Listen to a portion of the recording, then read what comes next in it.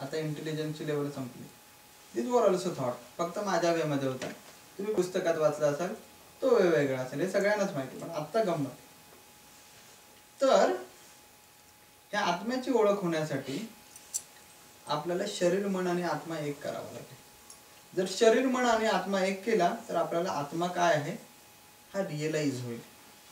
जिथपर्यंत आपल्याला तो रिअलाइज होत नाही, तो आपल्याला समजत नाही, तिथपर्यंत जीवन फुकट आहे. आणि हा एकदा समजला आपल्याला आत्मा की मग काय होईल की जीवनाचं कन्फ्युजन सुटेल, जीवनाचं दुःख संपेल.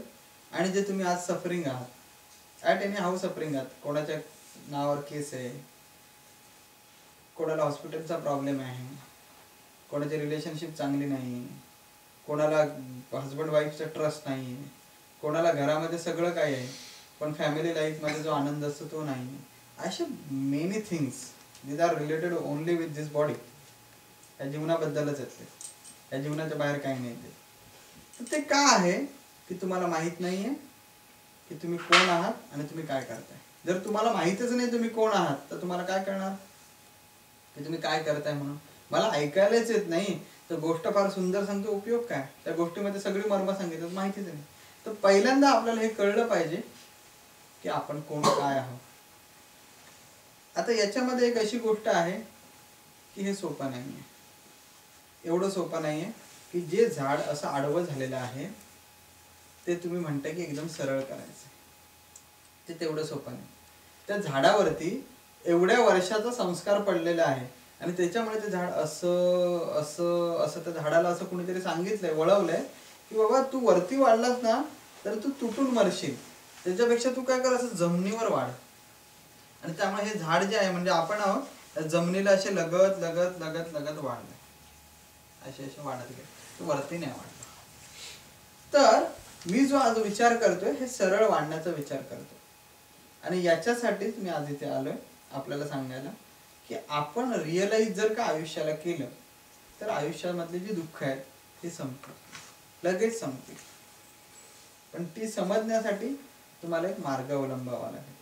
हा असा मार्ग नाहीये की इथे काहीतरी आलो आणि मी तुम्हाला जादूची झडी दिली आणि तुमचं आयुष्य असं बदललं, असंही नाहीये. तुम्हाला या मार्गामधून जावं लागेल. जे माझ्या गुरुनीत एक तत्व सांगितले की तुमचं जर का शरीर आणखीन मन हे जर का एकत्र आलं आणि जर का त्याची अलाइनमेंट होऊन जर का तुम्ही कोणतंही काम केलं तर तुमची जी प्रॉब्लेम आहे, तुमची जे काही समस्या आहे ती समस्या सॉल्व्ह व्हायला सुरू होईल. मग समस्या अनेक प्रकारच्या आहेत. शारीरिक लेवलच्या आहेत, मानसिक लेवलच्या आहेत, आत्म्याशी रिलेटेड आहेत, ज्या कर्माशी रिलेटेड आहे, या सर्व गोष्टी आहेत. आणि म्हणून शरीर आणि मन ह्याला एकत्र आणण्यासाठी एक फॉर्म्युला, एक सूत्र माझ्या गुरुने सांगितलेलं. पुन्हा पहिल्या मुद्द्यावरती जावे की आत्मा अविनाशी आहे. कशावरून आत्मा अविनाशी आहे तर तुम्हाला एक छोटीशी गोष्ट सांगतो. कशी आहे ती पहा. की आपल्याला सगळ्यांना माहिती आहे प्रभू रामचंद्र, एकदा काय होतं, प्रभू रामचंद्रांच्या ते सीतामाई वगैरे ज्यावेळी रावण वगैरे घेऊन जातात आणि 14 वर्षाचा वनवास असतो, 14 वर्षाचा वनवास संपून नुकतेच प्रभू रामचंद्र परतलेले असतात आपल्या राजवाड्यामध्ये, राज्यामध्ये. आणि मग एक असाच साधं काम करणारा एक माणूस असतो, तो म्हणतो, दारुड्या असतो तो, त्याच्या बायकोचं आणि त्याचं भांडण होतं. त्याच्यामुळे तो दारू पिऊन असतो म्हणून बायको त्याच्या घरी राहत नाही, ती दुसरीकडे जाऊन राहते तिच्या मैत्रिणीकडे. तो ज्यावेळी सकाळी येतो त्यावेळी तो माणूस म्हणतो, तुला काय वाटलं मी तुला घरी नाही घेणार? तुला काय वाटलं की मी काय प्रभू रामचंद्र आहे की ज्याची बायको रावणाकडे होती आणि त्याने ती परत घेतली? असं म्हणतो, मी तुला घेणार नाही. आणि ही बातमी रामाकडे येते. मग तुम्हाला माहिती आहे पुढे की प्रभू रामचंद्र ते अग्निपरीक्षा वगैरे घ्यायची ठरवतात सीतामाईची, ही तुम्हाला स्टोरी माहिती आहे रामायणामध्ये. तर त्याच्यामधल्याच त्याच पिरियड मधली गोष्ट आहे. म्हणून सीतामाई तिकडे वनवासात पुन्हा पाठवलं जातं आणि अग्निपरीक्षा वगैरे होणार असते, ती गोष्ट असेल माहिती आहे आपल्याला. तर गंमत अशी होते की अशा या पिरियड मध्ये रामराज्यामध्ये फार गरिबीची परिस्थिती येते आणि सगळीकडे कोणाला काम नाही, कोणाला आरोग्य नाही ठीक, कोणाच्या घरी व्यवस्थित नाही, सगळीकडे असे म्हणजे हालाकीचे दिवस, म्हणजे त्याला दुःख दारिद्र्य जे म्हणतो त्या प्रकारे. मग राम एकदा त्यांच्या गुरुना भेटतात आणि म्हणतात, गुरुवारी यातून काहीतरी मार्ग काढा, बरेच आज वर्ष निघून चाललेत आणि ही अशी सगळी परिस्थिती अनेक महिन्यांपासून आहे, काय करताय? तर गुरु सांगतात, एक काम करू, आपण एक यज्ञ सुरू करू आणि ते यज्ञ सुरू करू. एक 16,007 वेळा तो यज्ञ तुम्हाला करावा लागेल आणि तो 16,007 दिवस यज्ञ चालणार असतो. मग यज्ञाची तयारी होते. आता या यज्ञामध्ये ही गोष्ट शॉर्ट मध्ये सांगतो, बराच उशीर होतो आपल्याला. यज्ञामध्ये गंमत असते की स्वतःची बायको बसायला पाहिजे, उभयता बसायला पाहिजेत, असं आपल्या धर्मामध्ये सांगितलंय की बायको म्हणजे अर्धांगिनी आहे ना. तर त्यामुळे कोणतेही धार्मिक कार्य करायचं असेल तर तुम्ही दोघेही पाहिजे, उभयता, तरच ती गोष्ट पूर्णत्वाला जाते, अशी धर्माची व्याख्या. मग आता प्रभू रामचंद्रांसमोर पेच पडतो की आता कसं काय करायचं. सीतामाईला तर मी आता सगळ्यांना व्रत घेतल्यावर मी तिला बाहेर पाठवलेले, आता तिला आणलं तर राज्यात नाव खराब होईल. मग आता मध्ये कसं काढायचं. पुन्हा गुरूंकडे लक्ष्मणाला पाठवतो. तर गुरु निरोप पाठवतात लक्ष्मणाजवळ, एक काम करा, तुम्ही एक सोन्याची सीता तयार करा, रोज ती यज्ञात प्रभू रामचंद्रांबरोबर बसवायची आणि तिची मानस पूजा करून मांडून घ्यायचं आणि सुरू करायचं यज्ञ. आयडिया पटते. आणि तीच सीता काय करा, यज्ञाचं फळ म्हणून राज्याला दान करून टाका, जेणेकरून दारिद्र्य पण व्यवस्थित होईल. असे दोन्ही पर्याय तो पटतो सगळ्यांना. तर असं रोज पहिल्या दिवसापासून सुरुवात होतं. तर सीतामाई काय रामांबरोबर बसत नाही, मग सोन्याची सीता करून आणतात आणि बसवतात. सगळे विधी वगैरे होतात. सगळे विधी झाल्यानंतर ती सीता जी राहते त्या दिवसाची, ती राज्यामध्ये वितळवून ते दान करून टाकतात. प्रत्येकाच्या घरी एक चांगला दिवस यायला सुरुवात होते. असे 16,007 दिवस असंच चालतं. त्यानंतर माहितीये तो यज्ञ पूर्ण वगैरे होतो. नंतरच ती अग्निपरीक्षा वगैरे पण होते, सीतामाई परत येतात, ही गोष्ट माहिती. प्रभू रामचंद्रानेच श्रीकृष्णाच्या रूपामध्ये जन्म घेतला, हे आपल्याला माहिती पाहिजे. आणि त्यावेळी त्यांच्या ज्या गवळणी होत्या, नारी होत्या, त्या किती होत्या? 16,007. एकूण 16,007. त्यातली जी मेन नारी होती, म्हणजे जी मेन राधा होती, ती पकडली तर किती झाल्या? 16,008 की 16,108? 16,108. तर तो यज्ञ 16,107 दिवस चालला आणि 16,107 दिवस चालला आणि तो संपला यज्ञ. तर तेच गणित झालं पुढे. कर्माचं गणित बघा कसं, जे कर्म केलं, कर्म कशासाठी केलं प्रभू रामचंद्रांनी? चांगल्या गोष्टीसाठीच केलं की माझं वचनही मोडू नये. मी जे जनतेला दिले, जनता पण एक देवच आहे ना, देव म्हणूनच जनतेवर त्याने कारभार केला, असं नाही केलं की करायचं म्हणून. तर ते देवाला दिलेलं वचनही सुटू नये आणि यज्ञही पूर्ण व्हावा म्हणून सुवर्ण मध्ये काढला. ह्याच्यात वाईट गोष्ट होती का? नाही. पण ज्यावेळी कृष्णाच्या रूपामध्ये हा आत्मा आला त्यावेळी 16,107 त्यांना बायका कराव्या लागल्या की ज्या अप्रत्यक्षच त्यांच्यावरती प्रेम करत होते. त्यांना गवळण म्हणत होते, कोण नारी म्हणत होते, काही म्हणत. आणि एक मुख्य अशा 16,108 लोकांशी त्यांना संसार करावा लागला. याला म्हणतात कर्म.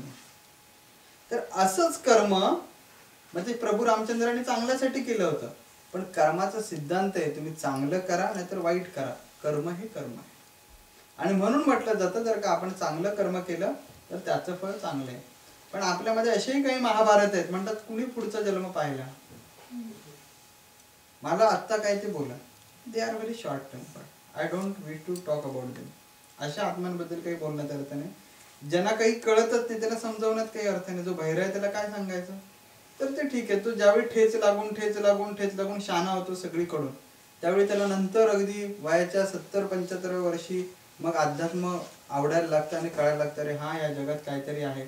आणि मग त्याचे दात आणि जीभ अशी जड झालेली असते आणि मग तो म्हणतो राम राम राम राम. त्यावेळी शब्द येतात लांब लांब लांब लांब लांब. आणि जसं आपण कर्म करतो लांब लांबचं, तो देवापासून लांब लांबच जातो. एक जोक म्हणून मी सांगितलं, तुम्ही काही हसत नाही, तुम्हाला आवडत नाही का? तर 16,108 वेळा असं कर्म केलं. कोणी केलं? प्रभू रामचंद्र. तो तर साक्षात देव. प्रभू रामचंद्र म्हणजे साक्षात देव होते. आपण माणसं काय करतोय? आपल्या बायकोसाठी जगतोय, मुलांसाठी जगतोय, स्वार्थासाठी जगतोय. त्याने जनतेच्या स्वार्थासाठी पित्याच्या स्वार्थासाठी ज्याने 14 वर्ष वनवास भोगला, अशा महान आत्म्याला जर का कर्म ही गोष्ट चुकली नाही तर आपण कोण आहोत? हा सगळ्यांनी, अगदी माझ्याकडे सगळ्यांनी विचार करणं गरजेचं आहे. म्हणून कर्म ही गोष्ट बाधक आहे माणसाच्या आयुष्यात, आणि जसं कर्म करतो तसं ते भोगावं लागतं आपल्याला. मग ते चांगल्यासाठी केलं, पण इकडे 16,108 वेळा मग तुम्हाला ते करावं लागलं. काय करावं लागलं? संसार करावा लागला, जो अप्रत्यक्षरित्या होता पण तो करावा लागला. असं कर्म. म्हणून माणसाच्या आयुष्यात मित्रांनो दुःख आहे की जे आपण मागे जे जे काही केलेलं आहे ते सगळं इथे करायचं आणि त्याप्रमाणे जन्म आहे. आता तुम्ही मला प्रश्न विचारला की मग कर्म सगळं स्ट्रक्चर्ड आहे नशिबात, तर मग हा जन्मच कशाला आहे? तर असं नाही. कर्म हा तुमचा एक पाय आहे समजा, आणि दुसरा पाय म्हणजे तुमचं कर्तव्य. तुमचं कर्म आहेच, त्या कर्माला तुम्ही संचित म्हणा.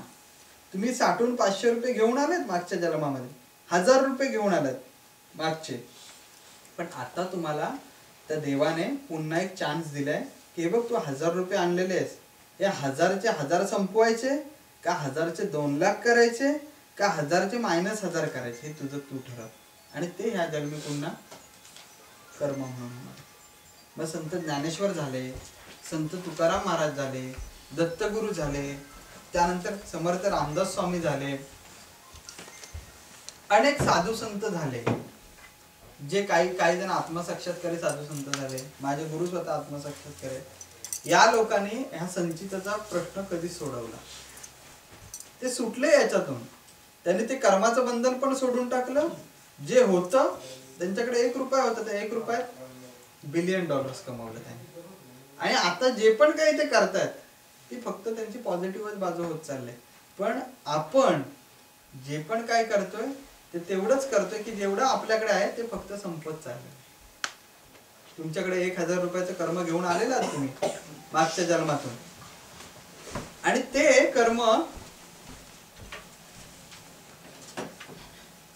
कर्म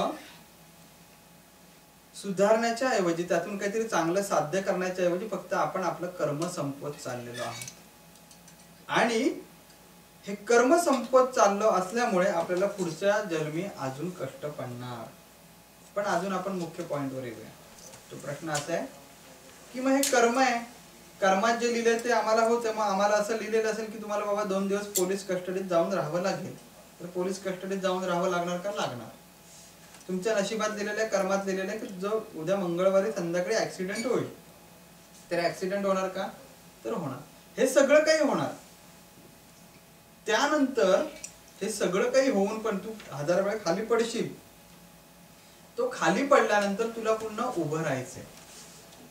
आणि ते उभं कसं राहायचंय? तर योग्य प्रकारे राहायचंय. ते जर का तू योग्य प्रकारे उभं राहिलास तर तू असं समाज, महत्वाचा विषय लक्षात घ्या, जर का तू योग्य प्रकारे जर का उभा राहिलास तर त्यातून तुझं पुढे होणारं कर्म योग्य होईल. पण तुमचा आमचा प्रश्न तो नाहीये. तुम्हाला ना त्या कर्माचं पडलंय ना कर्तव्याचं पडलंय. तुम्हाला एवढंच पडलंय, अरे मी आज इथे पडलोय, माझ्या पायाबद्दल सांगा मला काहीतरी. तो धर्म राहू दे बाजूला आणि तुमचं ज्ञान राहू दे बाजूला. माझी मुलगी तिकडे विजाच्या ऑफिस मध्ये अडकले त्याचं सांगा. माझ्या घराचे फाईल्स अडकलेले आहेत, टाउनशिप वाले मला परमिशन देत नाहीत पाठचं ते गॅरेजसाठी, माझं मॉडेल वेगळे म्हणून. का माझ्या गाडीचा असा प्रॉब्लेम झालाय, का माझ्या पोटात असणाऱ्या बाळाचा हा प्रॉब्लेम आहे, किंवा माझ्या नोकरीचा हा प्रश्न आहे, त्याच्याबद्दल सांगा. त्याच्याबद्दलच सांगतो तुम्हाला, त्याच पॉइंट वरती येतो.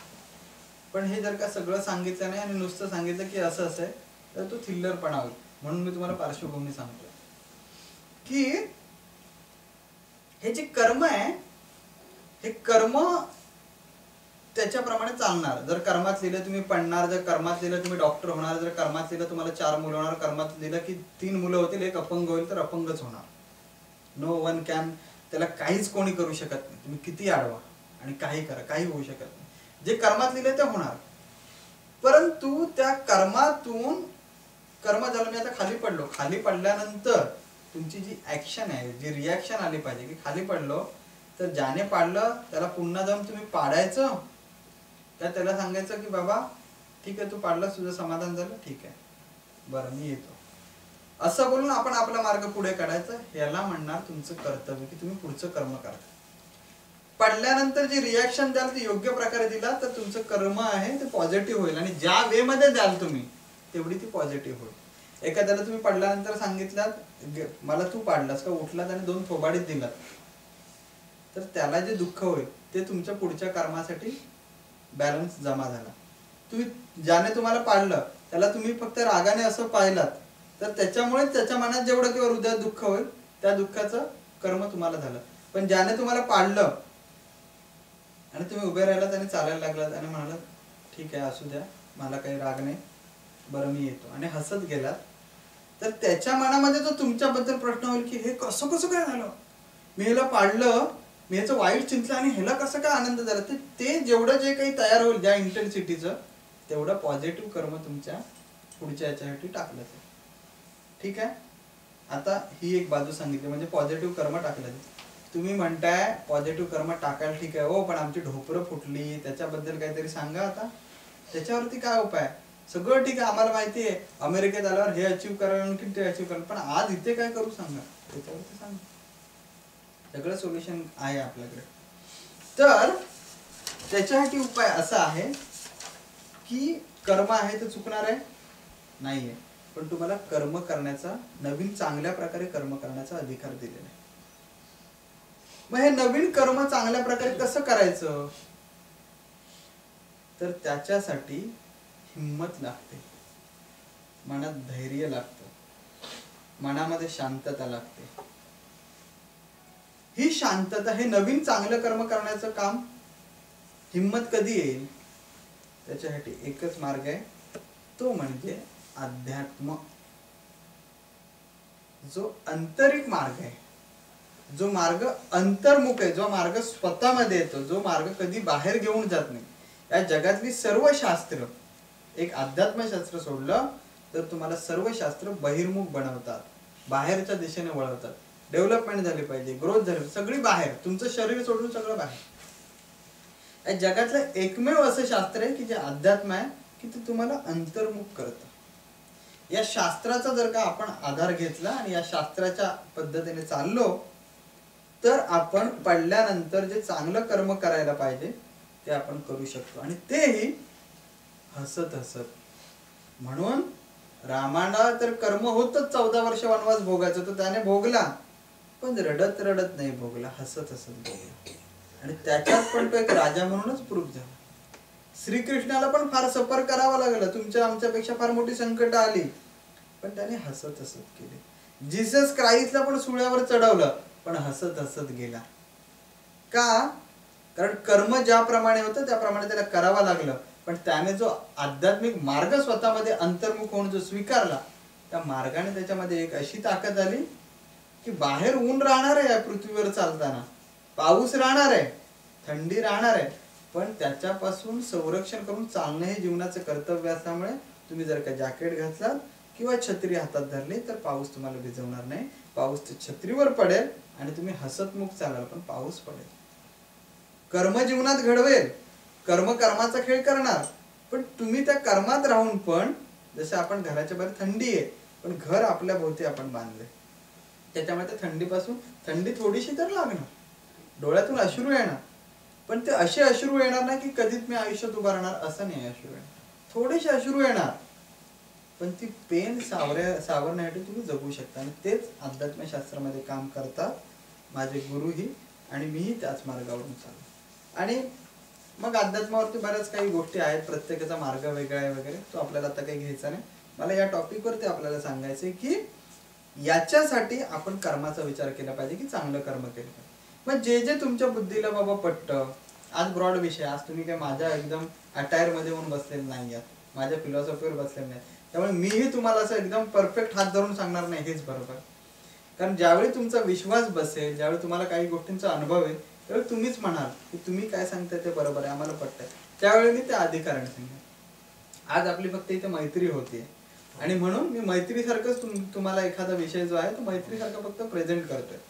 ही कर्म जे आहे हे घडवण्याचं, जे पूर्वीचं कर्म आहे ज्याला संचित म्हणतात, ते तुम्हाला इथे भोगायचं आहे, परंतु नवीन कर्म घडवण्याचा तुम्हाला अधिकार आहे. त्याच्यावरती एक गोष्ट सांगतो. आपल्याला सगळ्यांना ठाऊक असेल, एक रामायणाच्याच पिरियडमध्ये एक गोष्ट होती वाल्या कोळीची. तर वाल्या नावाचा एक कोळी होता, फार बलाढ्य होता, ताकद होती, सगळं होतं, पण हुशार नव्हता. समाजाने कोळी होता, व्यवसायाने कोळी होता. आता त्यावेळी मासे मारून सगळेच आपला उदरनिर्वाह करत होते. वाल्याला वाटलं की मासे मारून काय मिळवतो, त्यापेक्षा माणसालाच आपण मारू आणि त्याच्याकडे जे काय आहे ते आपण संपत्ती घरी आणू आणि आपला प्रपंच चालू. त्या वाल्याला बऱ्यापैकी 2-3 मुलं वगैरे होती, एक बायको होती, घर होतं. हा वाल्या जंगलात लपून राहायचा आणि जे पांतस्थ चालायचे, त्यापूर्वी काही गाड्या घोड्या नव्हत्या त्या काळामध्ये, तर जे पांतस्थ त्या रस्त्यावरून चालायचे त्याला पकडायचा, धमकी द्यायचा, आलं लक्षात, त्याचे कधी कधी बोट कापायचा जर कोणी संपत्ती दिली नाही तर, आणि त्याची माळ करायचा आणि गळ्यात घालायचा आणि ती संपत्ती लुटून घरी घेऊन जायची. असं रोज करत असे, रोज म्हणजे रोज. गेले 7-8 वर्ष 9 वर्ष त्याचा हाच व्यवसाय सुरू आहे लग्न झाल्यापासून. पूर्वी तर एकांतात भटकायचा, पण आता लग्न झालं तर संसाराची खंत आहे, आता पोट तर भरलं पाहिजे, मुलांचं बायकोची आहे.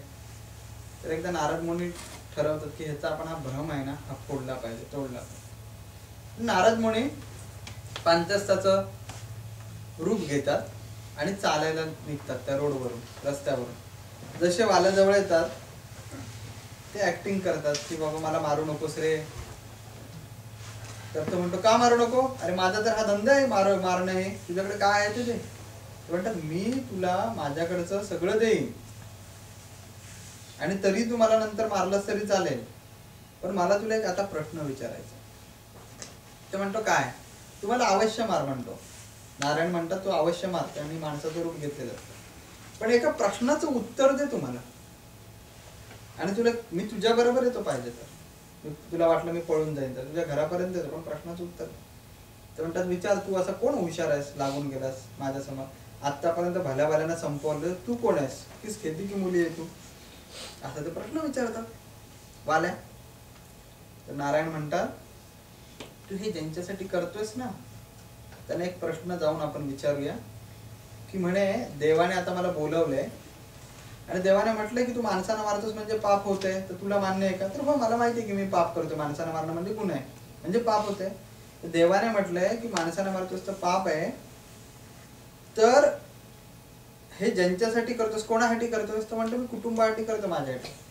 तर देव म्हणतो की आता ज्यांनी ज्यांनी हे पाप घेतलेले आहे, म्हणजे ज्यांनी ज्यांनी संपत्ती घेतलेली आहे त्या सगळ्यांना आता फाशीची शिक्षा आहे, तर त्यामुळे कुटुंबातल्या तुम्हाला बाकीच्यांना पण शिक्षा होणार, तर तुम्ही माझ्या बरोबर चला, देवाने मला बोलवलं असा प्रश्न सांग घरच्यांना.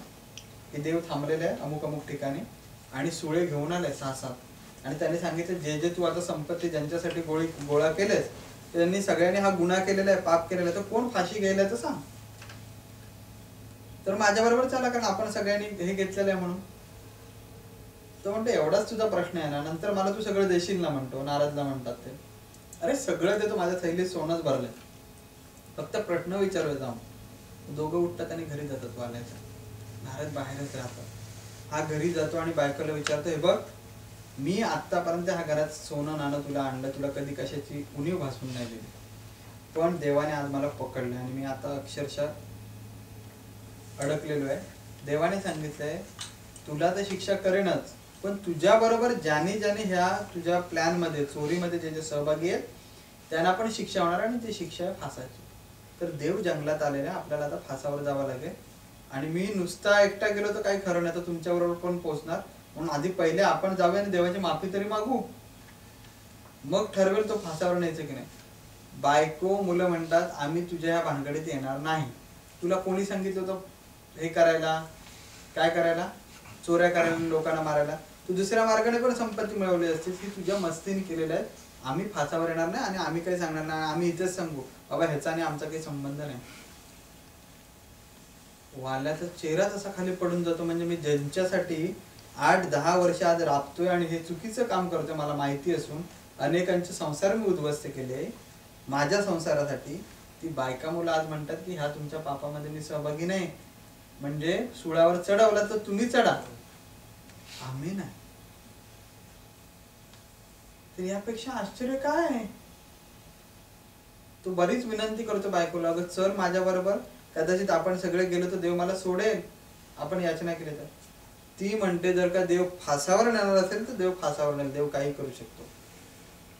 जर देवाने आपल्याला गरीब बनवून ठेवलं आणि बाकीच्यांना श्रीमंत बनवलंय, याचा अर्थ देव काही करू शकतो. आम्ही काय बाबा या फासाच्या प्लॅन मध्ये येणार नाही. तू मर आणि मी तुझी आजपासून बायको मेली असं समज आणि पोरं मेली समज तुझ्यासाठी, तू एकटाच. वाल्याला शॉक बसतो, वाल्या बाहेर येतो. नारदाने ही गोष्ट सांगतो. तो माणूसच असतो, नारद नसतात, ते माणसाच्या रूपात येतात. सांगतात तो माणूस घेऊन जातो त्याला जंगलात. चल ये इकडे, तुला संपत्ती देतो. हे बघ माझ्याकडे काहीच संपत्ती नाही, तुला पाहिजे तर मारतो, मी अगोदरच मेलोय. आलं लक्षात?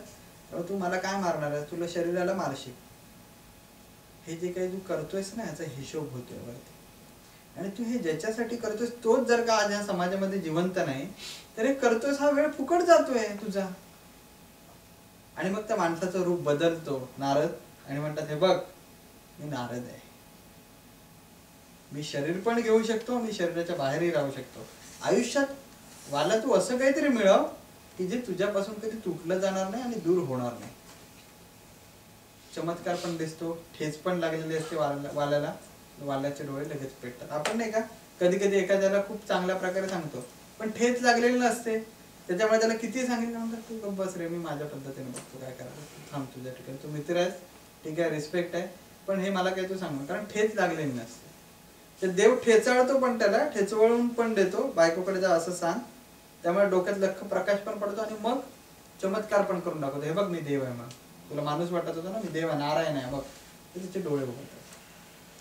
आणि नारायण सांगतात ह्या जगामध्ये एकच अंतिम सत्य आहे, ज्याचं नाव सत्य आहे, ज्याचं नाव देव आहे, ज्याचं नाव धर्म आहे, तू काही म्हण पण ते आहे की ते कोणी कोणापासून नेऊ शकत नाही, त्याच्यापासून कोण दूर होऊ शकत नाही. ती गोष्ट एकदा मिळवली या जीवनावर वर्चस्व सर्वस्व मिळवलं. हीच सगळ्यात श्रीमंत आहे. वाल्याला पश्चाताप होतो, वाल्या नारदांचे पाय धरतो, म्हणतो काय करू. वाल्याला नारद सांगतात एक तुला काठी देतो, त्या काठीला पानं येईपर्यंत तू राम राम राम राम राम राम म्हणत राहा, देवाचं नाव घेत राहा, तू देवासारखा होऊन जाशील. आणि मग होतं सगळं. नारद मुनी निघून जातात. तो तिथेच त्या झाडाखाली बसतात. एक काठी दिलेली जाते सुकलेली, कारण याचं नशीब वाईट असतं. नारद म्हणतो तू एवढं पाप केलंस की तुला घडणं आता वाईट चुकीची गोष्ट, कसा घडशील मला माहिती नाही, पण तू जेवढी मेहनत ह्याच्यात केलीस त्याच्या डबल मेहनत कर, तुझं जीवन सुधारेल. ह्या काठीला सुकलेला पानं आले ती काठी रोवतो आणि त्या दिवसापासून वाल्या तिथेच बसून राम राम राम राम म्हणायला सुरुवात करतो. गेली बरेच वर्ष जातात. एक तप पूर्ण होतं. त्या काठीला जशी पालवी फुटायला लागते तसं वाल्याचा हळूहळू रूपांतर होऊन एक चांगल्या माणसामध्ये नंतर देव माणसामध्ये आणि देव माणसामधून नंतर तो अक्षरशः देवस्वरूपच होता. आणि मग त्या वाल्याचे वाल्मिकी ऋषी झाले. आणि मग माहिती आहे तुम्हाला पुढे काय झाली गोष्ट. तर माणसामध्ये असं परिवर्तन होऊ शकतं. वाल्मिकींनीही नंतर संसार केला, वाल्मिकींनी नंतर नाव नाही केलं, वाल्मिकींनी ग्रंथ लिहिला. हा मग त्याच्यामध्ये किती काय काय झालं, म्हणजे चांगलंच कार्य केलं ना त्यांनी. पण त्याच्या अगोदर तेच वाल्मिकी वाल्या होते. त्यावेळी ते स्टेटस नव्हता त्यांचा, पैसा होता पण निगेटिव्ह प्रकारचा, आणि मग दुःखात होते आणि एक अंधारमय जीवन जगत होते. की जे जीवन आपण म्हणत होतो की कन्फ्युज जीवन ज्याला म्हणतो, की संभ्रम होता हे माझं आहे, पण ते त्यांचं नव्हतं. आणि मग ज्यावेळी रिअलाइज झालं त्यानंतरची गोष्ट जी आहे वाल्मिकींची, ते वाल्मिकी आजही या समाजात जिवंत आहेत, ज्ञानाने अनुभवाने सगळ्याने, आणि त्यांचा अनुभव आपल्याला येतो. जर वाल्या म्हणून मेले असते तर कोण होता वाल्या, जसे अमोल जोगे, जसं अजून XYZ, तसेच कोणीतरी ते आले असते आणि मेले असते. तो कोण वाल्या आणखीन किती आले आणि किती गेले काही रिकॉग्नाइज नसतं, पण त्याचे वाल्मिकी झाले म्हणून तर ते आजपर्यंत निरंतर व्यवस्थित झालेत. का की नंतर पहिलं जे केलं कर्म ते वाईट केलं, ते नशिबात होतं की तुला दारिद्र्य भेटेल म्हणून तुझ्या आयुष्यात, आणि तुला मार्ग पत्करायचा, तुला दारिद्र्य देणार हे त्याचं पाठचं कर्म होतं म्हणून त्याला दारिद्र्य होतं. पण त्या दारिद्र्यातून त्याने चांगलं प्रकारे जर का मेहनत केली असती तर त्या दारिद्र्यामध्ये त्याने पॉझिटिव्ह कर्म केलं असतं. आणि म्हणून नंतर कर्मामध्ये हे पण लिहिलं होतं की तुला एक सुकलेली काठी देईल नारद आणून, त्यातून तुला राम म्हणायला सांगेल, त्यावेळी तुला त्रास होईल, हातपाय दुखतील, भूक लागेल, तुझ्या अंगावर मुंग्या चढतील, किडे चढतील, तू असा घट्ट होशील आणि तू बेहोश होशील, सगळं होशील, पण तरी तू राम म्हणायचा प्रयत्न केला तर तू वाल्मिकी होऊ शकतोस. हीच या जीवनाची थेअरी आहे की जे आलेलं दुःख आहे त्यातून चांगलं कर्म करण्याची गरज आहे. ते कर्म जर का नाही झालं तर आयुष्य आपण असंच फुकट घालावं. आणि म्हणून असं म्हटलं जातंय की हे जे कर्म आहे हे कर्म व्यवस्थित होणं गरजेचं आहे. कर्म व्यवस्थित झालं तर आयुष्यात सगळे. आता हे कर्म व्यवस्थित कसं करायचं? नुसतं भाषण देऊन कर्म व्यवस्थित होणार का? तर नाही. तर त्या कर्मासाठी आपण सिद्धांत असं आहे की माणूस हा जो प्राणी आहे, हा माणूस प्राणी ह्या शरीराभोवतीने आतापर्यंतच्या गोष्टीवरून तुम्हाला लक्षात आलं. नुसतं शरीर म्हणजे माणूस आहे का? नाही, तो आत्मा आहे, ते मन आहे. आत्म्यानंतर तो ऊर्जा आहे, ऊर्जानंतर ऊर्जाच्या वेगवेगळ्या अवस्था आहेत, त्या वेगवेगळ्या अवस्थेनंतर त्याचा वेगवेगळ्या ह्या सर्व गोष्टींची या विश्वामध्ये संबंध आहे. आणि त्याच्यामध्ये जसं परिवर्तन हळूहळू हळूहळू होत जाईल तसं हे जीवन सुखकारक होईल. म्हणून आजची परिस्थिती, आजचं युग, आजच्या लोकांच्या विचारधारणा याचा अभ्यास करून आमच्या गुरुनी असा एक मार्ग काढला की जर का शरीर आणखीन मन सुरुवातीला सगळ्यात पहिली स्टेप कर्म चांगलं घडण्यासाठी, ते चांगले विचार येण्यासाठी आणि आपण खरंच चांगल्या प्रकारे आपल्यामध्ये बदल होण्यासाठी एक पहिली स्टेप जी घेणं गरजेचं आहे ते म्हणजे शरीर आणखीन मन जर का एका अँगलने अलाइन झालं तर तुमच्या हातून होणारं कर्म आपसुकच योग्य होईल. आणि ज्यावेळी योग्य कर्म होईल त्यावेळी तुमचे जे काही आत्ताचे जे काही प्रॉब्लेम आहेत ते प्रॉब्लेम ही सुटतील, कारण त्याच्यामुळे तुम्हाला एक प्रोटेक्शन, ते प्रोटेक्शन आलं. एकदा थंडी वाजायची बंद कमी झाली की तुम्ही चांगला विचार करू शकता कर्म चांगल्या करण्याचा, प्लस थंडीपासूनही सुरक्षा करू शकता. बरोबर आहे ना? तुम्हाला मी सांगतो तुम्ही काय करा, इथून उठा आणि फार चांगलं शिका आणि तुम्ही बर्फात, तुम्ही म्हणाल आधी मला बर्फातून तर बाहेर काढ, ह्या इथेच जीव जातोय माझा, ते नंतर पुढचं पुढे बघू, मी करेन, मी कदाचित दिवा लावेन नाही तर नाही लावणार, नाही तर जीव देईन, पण मला या बर्फातून बाहेर काढ. त्याच्यासाठी शरीर आणखी मन जर का तुमचं एकत्र झालं, अलाइन झालं, त्याची सेटिंग व्यवस्थित झाली तर तुमच्या या दुःखापासून तुमचं संरक्षण होईल, पहिली गोष्ट. आणि एकदा दुःखापासून संरक्षण झालं की मग तुम्ही चांगलं कर्म करण्याचा निश्चय करू शकाल आणि तुम्ही चांगलं कर्म करण्यास प्रवृत्त पण व्हाल. मी बाहेर थंडीत कुडकुडत आणि मला तुम्ही सगळं सांगा जग असं आहे ते तसं आहे, तुम्ही म्हणाल आग लावायच्या जगाला, मला पहिलं थंडीपासून वाचवा, मला गरम होतं, गरम करा, मी थंड पडलं, जग जाऊ दे, जाळून टाका जग, मला काही देणं घेणं नाही जगात. पण एकदा घरी आलात आणि मग तुम्हाला सांगितलं जगाबद्दल, म्हणा हा ठीक आहे करूया विचार, मला झेपेल तसा करूया आणि जगूया. मग म्हणून या सर्व परिस्थितीला मार्ग म्हणून शरीर आणखीन मन तुमचं जर का अलाइन झालं तर तुम्ही योग्य प्रकारे हे जीवन जगू शकाल, तुमच्यातून कर्म चांगलं होईल, तुमची दुःखापासून सुटका होईल. शरीर आणि मनाच्या पुढे जर का आत्म्यापर्यंत पोहोचायचं असेल तरी पण पोहोचताय, त्याच्या पुढे ऊर्जेमध्ये पोहोचायचं असेल तरी पोहोचताय. हे असं हळूहळू फार पुढे आहे, पण ते जाऊ दे. सध्या आपण प्राथमिक अवस्थेमध्ये बोलूया की शरीर आणि मन अलाइन करा. शरीर आणि मन अलाइन कसं करायचं? मग त्याच्यासाठी या शास्त्रामध्ये बऱ्याच काही गोष्टी सांगितल्या. कोणी सांगितलंय उपवास करा, कोणी सांगितलं स्तोत्र वाचा, कोणी सांगितलं पारायण करा, कोणी काही काही काही बरंच काही. माझ्या गुरुने सांगितलं की एक मी तुम्हाला शब्द देतो, तो तुम्ही शब्दाची तुम्ही शब्द म्हणा, शब्द म्हटल्यानंतर तुमचं शरीर आणि मन एकत्र होईल, एकवटलं जाईल. आज तुम्ही विदेशात आहात, तुम्ही पहिल्यांदा म्हणजे सुशिक्षित आहात, प्रचंड पुस्तक वाचलेले आहात, त्याच्यामुळे तुमची बुद्धी जर का काही रिलिजियस गोष्टी सांगितल्या तर ती कदाचित मांडणार नाही, ज्यांच्यावर जुन्या संस्कार आहेत ते मांडते. आणि त्यामुळे लोकांचं आज असं कन्फ्युजन आहे. मी म्हटलं ना धर्म म्हणजे काय, तर लोक धर्माला सायन्स पण म्हणतात, सायन्सला धर्म पण म्हणतात, त्याला कल्चर पण म्हणतात आणि त्याला सगळंच म्हणतात. आणि म्हणून तुम्हाला न गोंधळण्यासाठी मी असं सांगतो की माझ्या गुरुने एक एक्झरसाइज तयार केलेली आहे मनाची. ती मनाची एक्झरसाइज तुम्ही जर का केलात तर तुमचं शरीर आणि मन आहे हे मजबूत होईल. शरीर मन मजबूत झालं तर मी सांगितलं तुमच्या जीवनात आता जे पण काही तुम्ही प्रॉब्लेम सफर करता त्याची तीव्रता अत्यंत कमी होईल, कदाचित ते प्रॉब्लेम पण पटकन सुटते.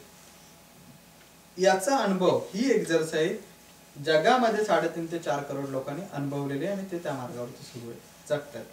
मग ते प्रॉब्लेम अगदी कॅन्सर पासून, एड्स पासून, तुमच्या नोकरीपासून, तुमच्या मुलाचे असू देत, तुमच्या काही आहेत प्रॉब्लेम. मी म्हटलं जसे ते शारीरिक लेवलला आहेत किंवा मानसिक लेवलला आहेत किंवा अजून कशा लेवलला असेल, तुम्ही जेलमध्ये असाल ना तर कुठे असाल, त्या सगळ्या लेवलला या प्रॉब्लेम मध्ये ह्या सूत्राने वर्क केलेलं आहे. तर ताई झोपल्या बघा. तर जे काही प्रॉब्लेम आहेत हे प्रॉब्लेम या सूत्रांमध्ये मधून सुटू शकतात. कसे काय सुटू शकतात ते आता इंजिनिअरिंग आहे, ते सोडा. तुमच्या आयुष्यात प्रत्येकाचं दुःख आहे की नाही? सगळ्यांनाच दुःख आहे. आता माणूस या जगात कोणी प्राणी नाही ज्याला दुःख नाही. कुठले नाही कुठली खंत आहे, कुठलं नाही कुठलं दुःख आहे. तर तो मी शब्द सांगतो तुम्हाला. त्या शब्दाचं नाव आहे गणी गण गणात बोते. ह्या नावाचा एक मंत्र आहे किंवा एक शब्द आहे, किंवा ओम नरेंद्र नाथाय नमा या नावाचा एक शब्द आहे किंवा तो मंत्र आहे. हा शब्द एक वही घ्यायची आणि 1108 वेळा दररोज लिहून काढायचा. तो लिहायला मला वाटतं एक 20 मिनिटं लागेल. 1108 वेळा लिहायला. आणि लिहिताना म्हणायचं गणी गण गणात बोते, किंवा जर का ओम नरेंद्र नाथाय नमा जर का तुम्ही लिहायला घेतलं तर तो लिहायचा. असा 1108 वेळा लिहिला तर तुमचा कोणत्याही प्रकारचा प्रश्न तुम्ही जर का त्यांना मनातून सांगितला तर तो सुटेल. फक्त विश्वास ठेवून ते करायचं, म्हणजे मनापासून करायचं. विश्वास म्हणजे असं काही नाही की त्याला हार आणा, त्याला दिवा लावा, त्याला असं करा, ते नाही. मनामध्ये मनापासून करा की 1108 वेळा जर तुम्ही एक्सरसाइज केलं देन तुमचा जो प्रॉब्लेम असेल हा सॉल्व्ह होईल. मग अजून प्रॉब्लेम सॉल्व्ह करायचे असतील तर अजून मग त्याची पुढे अजून एक वेगळी ऍक्टिव्हिटी आहे. पण मला वाटतं सुरुवातीला तुम्ही नवीन आहात, सगळा महाभारत सांगण्यापेक्षा तुम्ही पहिल्यांदा ते अनुभव घ्या. तुम्हाला अनुभव आला, तुम्हाला ते आवडलं तर मग त्याच्यामध्ये पुढे जाण्यात किंवा पुढे बोलण्यात अर्थ आहे. तर हे 1108 वेळा ही एक्सरसाइज करायची ओम नरेंद्र नाथाय नामाची किंवा गणिगण गणातपती. मग तुम्ही म्हणाल गणिगण गणातपती हा मंत्र आहे का? मग तो गजानन महाराजांचा आहे का? नाही, गजानन महाराजांचा मंत्र आहे गणगण गणातपती. आमच्या मते, माझ्या मते असं आहे की ते गणिगण गणातपती आहे का, ओम आहे का, फोम आहे का, काही आहे. मी तुम्हाला सांगितलं होतं दगड दगड आहे, तुम्ही दगड दगड लिहा तर तुम्हाला त्या दगड दगड मधून अनुभव. मी तुम्हाला सांगितलं लिहा अमोल जोगे वेडे आहेत असं लिहित राहा, तर अमोल जोगे वेडे आहेत याच्यातून तुम्हाला अनुभव. काय हाच तर तो फरक आहे. काय फरक आहे? तुम्ही आम्ही सगळे गाऊ शकतो, तुम्ही आम्ही सगळे चित्र काढू शकतो, पण जो एक कलाकार, प्रोफेशनल कलाकार जो चित्र काढू शकतो ते तुम्ही आम्ही नाही काढू शकतो. का? तो त्या अवस्थेपर्यंत पोहोचलो. तसंच हा मार्ग अध्यात्म आहे. मी आज इथे हा रोप घालून अशा प्रकारे ज्या अर्थी मी बोलू शकतो त्या अर्थी मी त्याच्यामध्ये प्रोफेशनल आहे. आणि म्हणून काय सांगितलं याला फार महत्व नाही. जे सांगितलं ज्या वेळेमध्ये ते तुम्ही जर का ऍक्ट केला तर तुम्हाला अनुभव येईल. आणि म्हणून मी सांगितलं की मी ते ग्रंथ गीता हे असलं काही आम्ही सांगत नाही किंवा सांगत नाही. जे माणसाला रिअलिटी बेसिसवर प्रॉब्लेम आहे त्या प्रॉब्लेम मधून त्याची सुटका कशी होईल याच्यासाठी आपण हे सगळं करतो. तर हे 1108 वेळा तुम्ही लिहायचं, रोज लिहिलं पाहिजे मात्र रोज. आणि 4 दिवसातच तुम्हाला अनुभव यायला सुरुवात होईल. माझा फेस आहे तुमच्या समोर. हे 1108 वेळा लिहा आणि start to talk with me. मी तुमच्या मनातून बोले. ते 1108 वेळा लिहायचं आणि मी सांगायचं एका वेळी एकच प्रॉब्लेम सांगायचं. माझा हा प्रॉब्लेम आहे, तो प्रॉब्लेम सुटेपर्यंत त्याच्यावरतीच राहायचं. प्रॉब्लेम सुटायला वेळ नाही लागणार. एक प्रॉब्लेम सांगायचं कोणता ते, यू विल गेट रिझल्ट. तुम्हाला रिझल्ट नाही, तुम्हाला रिझल्ट नाही मिळाला तर मग तुम्ही सांगाल त्यांनी करा. ठीक आहे. एक प्रश्न की गणिगण गणात बोलते हेच लिहायचं का आपण एखाद्या देवावर एका शक्तीवर विश्वास ठेवतो ते लिहायचं? नाही, आता त्याच्यामध्ये मी तुम्हाला सांगतो. प्रत्येक आता तुम्ही प्रत्येक माणसं आहेत ना, तुम्ही पण जगता. तुमची जगण्याची एक विशिष्ट शैली आहे आणि ती तुमची प्रूव्ह केले, तुम्हाला त्याच्यामध्ये अनुभव आहे. बरोबर. या ताई पण जगतात, त्यांची हेअरस्टाईल वेगळी आहे, तुमची हेअरस्टाईल वेगळी आहे. तुम्ही म्हणता की मी अशा वेमध्ये जेवण बनवून, त्या म्हणतात अशा वेमध्ये जेवण बनवून. ते त्यांच्यासाठी चांगले, तुम्ही करता तुमच्यासाठी. तसं रामाची भक्ती केलं तर रामासाठी चांगलं. तुम्ही मी जे सांगितलेलं जर का काही तुम्ही करता तर त्याची रिस्पॉन्सिबिलिटी माझी. मी तुम्हाला सांगितलं की तुम्ही गणिगण गणात बोलते बोला आणि तुम्हाला रिझल्ट नाही आला तर ती माझी रिस्पॉन्सिबिलिटी आहे. पण तुमची वेगळ्या देवावर श्रद्धा आणखी तुम्ही ते करताय आणि तुम्ही म्हणता मी तसं केलं पण आलं नाही अनुभव. देव खोटे आहेत का? बिलकुल नाही. सगळं सत्य आहे, सगळं सत्य आहे. ते काहीतरी माहीतच आहे मला, म्हणून मी तुम्हाला सांगितलं की तुम्ही आता ते ठीक आहे ते करा, ते माना, काही खोटं नाही, काही नाही, आपला धर्म आहे, सगळं आहे. पण तुम्हाला प्रॉब्लेमची सुटका करून घ्यायची सुद्धा हे करा मी जे सांगतो सुरुवातीला. 1108 वेळा जर का तुम्ही ते लिहिलात, तुम्ही आज कोणाला समस्या विचारायची असेल विचारा, पण आय डोंट थिंक सो की तुम्ही विचारणार. म्हणून विचारायचं असेल तर विचारा, मी तुम्हाला तीच एक्सरसाइज देणार. 1108 वेळा ती करायची. मग त्याच्यात सायन्स काय? त्याच्यात सायन्स एकच आहे, ज्यावेळी तुमचं शरीर आणि मन अलाइन होतं त्यावेळी बऱ्याचशा गोष्टी तुम्हाला ऊर्जा मिळते आणि ऑटोमॅटिक तुमचे प्रश्न सुटतात. हे त्याच्यात सायन्स आहे. याच्यात काही जादू नाही माझ्या हातात किंवा काय मी काहीतरी मिरॅकल करतोय वरून काहीतरी आलंय तुमचं आयुष्य बदल, असं काही नाही. नाहीतर जीवन ही गोष्ट असती का? आज सगळे जीवन जगतायत, सगळ्यांनाच जगावं लागतंय. त्याच्यामुळे जीवनात हे सगळं काही आहे, जे आहे ते खरं आहे. पण त्याच्यातून सुटका करायची असेल, एक प्रोटेक्शन पाहिजे, तर तुम्ही हा मार्ग अवलंबलात. हे मी जे सांगितले, रोज 1108 वेळा तो जप लिहायचा किंवा तो शब्द लिहायचा, गणी गणगणात होते किंवा ओम नरेंद्रनाथ आहे म्हणून रोज. आणि माझा फेस चेहऱ्यासमोर आणून मला तो काय तो प्रश्न सांगा, तुम्हाला रिझल्ट मिळेल. मला वाटतं एवढं सध्या ठीक आहे. यातून कोणाला काही प्रश्न विचारायचा असेल, या आत्ता जे काही सांगितलं त्याबद्दल विचारा. आणि ते विचारल्यानंतर मग 1-2 मिनटं बोलून मग मी थांबूया इथे. आपण कोणाला याच्याशी रिलेटेड काही प्रश्न विचारायचा का? तुम्ही म्हणालात की कर्मामुळे आपल्याला आपल्या लाईफमध्ये भोगावं लागतं. सो जीसस क्राइस्टला जे त्यांचा अंत मिळाला, सो त्यांनी काही कुठचे कुकर्म केलेले का ज्याच्यामुळे त्यांना असा अंत मिळाला? नक्कीच. कर्म हे भांडवल आहे, म्हणजे संचित आहे ना. गणपतीच्या बाबतीत त्याला जे तोंड होतं त्याच्याऐवजी त्याला सोंड का लावावे लागेल? कर्म आहे हे सगळं. आज मी इथे आलो हे माझं कर्म आहे. काहीतरी तुमचा माझा संबंध असेल, या जागेचा संबंध असेल म्हणून आलो. ह्या जगात अशी कोणतीच गोष्ट नाही की जी कर्माव्यतिरिक्त घडते. मला सांगा, कंपनी जी आहे ती लगेच अशी सुरू होते का आज सुरू झाली आणखीन आज ती जगभर पसरली, असं आहे? आज कंपनीचं रजिस्ट्रेशन केलं आणि आज जगभरात पसरले, लोक सरकले नाही. तिचा संबंध आहे. तो कंपनीचा विचार यावा लागतो कोणाच्या तरी डोक्यात. ते कॉर्पोरेट व्हावं लागतं, त्याला फायनान्सने सपोर्ट केला पाहिजे, त्याला गव्हर्नमेंटने सपोर्ट केला पाहिजे, चांगला स्टाफ मिळाला पाहिजे आणि सगळ्यांनी येऊन मेहनत केली पाहिजे, ट्रस्ट तयार झाला पाहिजे. हा एवढ्या लॉंग गोष्टीनंतर काहीतरी एक प्रोडक्ट ते आणतात, त्याच्यावर मेहनत घेतात आणि मग ते पसरतात. म्हणजे एक समजा की प्रोडक्ट ही अशी गोष्ट आहे की जीवन आहे. प्रोडक्ट हे जीवन आहे. त्याच्या प्रोडक्टचा संबंध कुठपर्यंत आहे बघा. तसंच आहे की एखादी गोष्ट ज्यावेळी तुम्हाला अनुभव द्यायला लागते ती असं नाही की आत्ता आली आणि आत्ता उठली आणि आत्ता दिली, त्याचा संबंध आहे. तसंच ह्या जीवनात आपण जे जे काही करतो त्याचा कर्माशी संबंध आहे. मग कर्मच आहे म्हणजे आता काही करायचं नाही का, असं नाही बाबा. कर्म हा एक पाय आहे. कर्म हा एक पाय आहे, तो त्या पद्धतीनेच पडणार. पण ज्यावेळी हा कर्म हा एक पाय कर्माचा पडतो त्यावेळी आपल्या हातामध्ये ॲबिलिटी आहे की दुसरं कर्म तुला करण्याचा अधिकार, तू कसं करतोस ते बघ, तो दुसरा पाय टाक. आणि असं आयुष्यात एका पावलानंतर दुसरं पाऊल, दुसऱ्या पावलानंतर तिसरं पाऊल, असंही चालणार निरंतर. आणि मग हे एवढं थेरी सांगितली, पण ठीक आहे, थेऱ्या आम्हाला अजून कदाचित अजून याच्यामध्ये अजून काहीतरी नवीन थेरी माहिती असेल, तुम्ही अभ्यासलेली असाल, अनुभवलेली असेल, जे पण काय असेल. पण याच्यामध्ये पोचायचं कसं सांगा ना, ते दुसरं पाऊल कसं टाकायचं, कर्मात बदल कसा आला पाहिजे. म्हणून सगळ्या थेऱ्यांच्या ठिकाणी आहेत. आज वेदामध्ये बरंच ज्ञान सांगितलं, गीतेमध्ये सांगितलं, सगळे कर्माचे सिद्धांत महासिद्धांत आहेत. पण तुम्हाला चालता येते का? नाही. आम्हाला ज्ञान भरपूर आहे, चालता येते. मग तुमचं ज्ञान तुमच्याजवळच ठेवा. सध्या मी जे काही सांगतो ते करून बघा, त्याने अनुभव येतो तर बघा.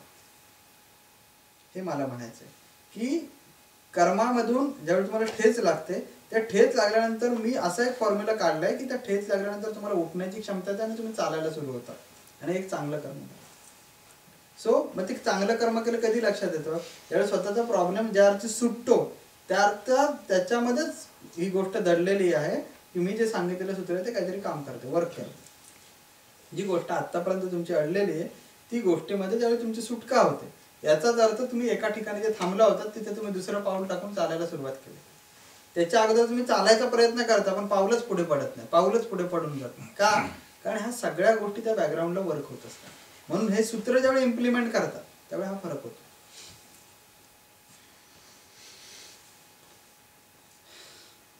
अजून काय? काही लोकांचे मन कसे पक्के असतात आणि माझा स्वभाव